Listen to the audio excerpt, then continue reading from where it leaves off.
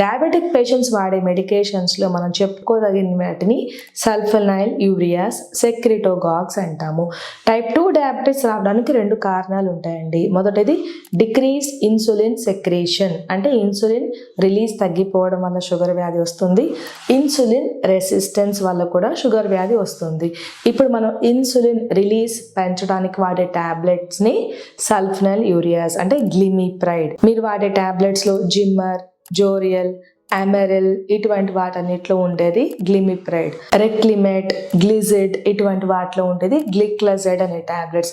ఈ టాబ్లెట్స్ ఎలా పనిచేస్తాయంటే ప్యాంక్రియాస్ మీద ఉన్న రిసెప్టార్, సల్ఫనైల్ యూరియా రిసెప్టార్ మీద ఇవి వెళ్ళి అటాచ్ అయినప్పుడు ఇంట్రాసెల్యులర్ కాల్షియం లెవెల్ పెరిగిపోయి ఇన్సులిన్ వెసికల్స్ అనేది సర్ఫేస్ మీదకి వచ్చి ఇన్సులిన్ రిలీజ్ని పెంచేస్తాయి. కాబట్టి షుగర్ లెవెల్స్ని మనం కంట్రోల్ చేసుకోవచ్చు.